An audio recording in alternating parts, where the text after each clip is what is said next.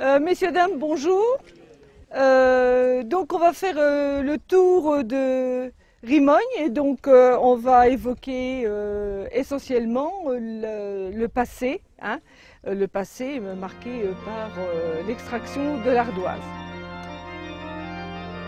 De style donc néoclassique, construite par l'architecte Labarre originaire du plateau de Rocroi, dont la famille est originaire du plateau de Rocroi, et Labarre a fait par exemple l'église aussi en même temps de Rocroi, de la Cassine, etc. Il a beaucoup travaillé à cette période où l'on reconstruisait les églises.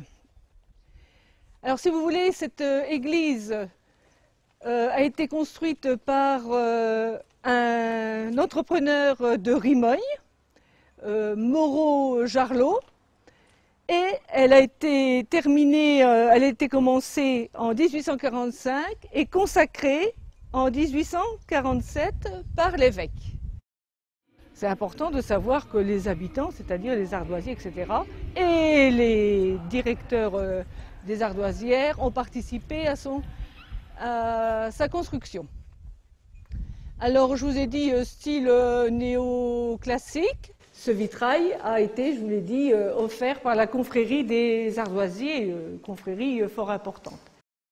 La chapelle, avec les initiales SB, oui, SB au milieu, et de chaque côté, donc les outils des ouvriers, soit de surface, soit sous terre, dans la mine. Voilà. Et donc Sainte-Barbe avec sa tour.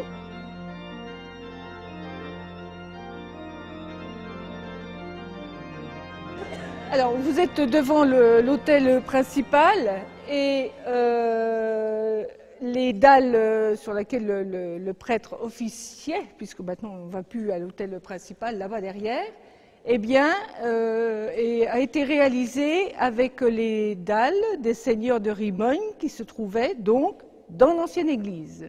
Alors, je vous ai fait venir ici parce qu'il ne fait pas très clair, mais il y a deux grands tableaux dus au peintre qui est né à Rimogne, Damas, 1844-1890, né à Rimogne et enterré à Rimogne. Nous irons voir sa tombe tout à l'heure. Et ici, c'est l'Assomption, c'est-à-dire le 15 août, la montée de la Vierge au ciel. En face, vous avez la Nativité, un beau vitrail, là encore. Tous les éléments y sont, l'âne, le bœuf, voilà, Joseph, la Vierge et le bébé.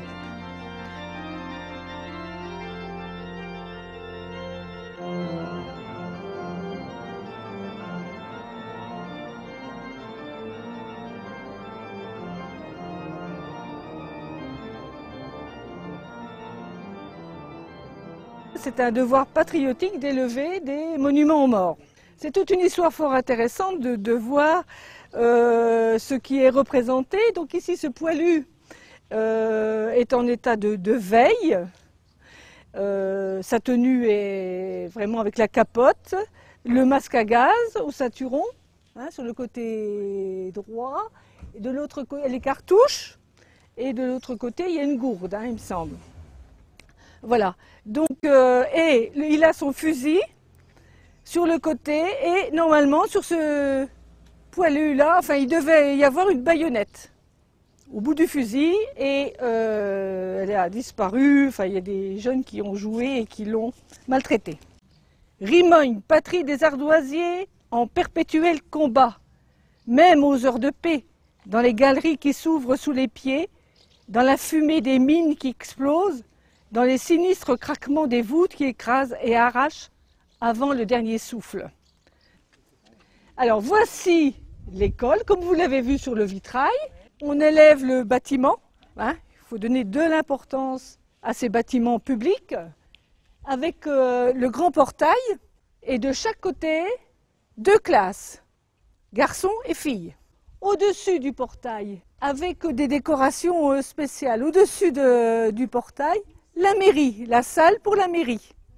Et de part et d'autre, les logements pour les instituteurs, Là-bas, vous avez les noms des ardoisiers qui sont morts pendant la guerre 14-18 et 39-45.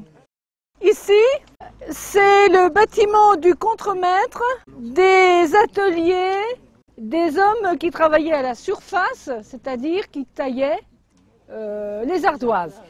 Alors, vous avez un toit qui est fait avec des déchets d'ardoise, un toit de faisceau.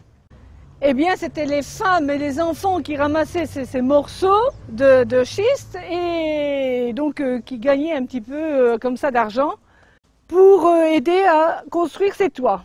Alors derrière moi se trouve le chevalement, le fameux chevalement, ouais, qui fort heureusement a été sauvé de la destruction. Il est unique dans tout le nord et où sont exploités donc soit le minerai ou le schiste. C'est un puits modèle. Le treuil se trouve tout en haut à 25 mètres de hauteur. Il est capable de faire descendre des wagonnets qui à vide pèsent 650 kg et qui peuvent remonter 1500 kg de pierre.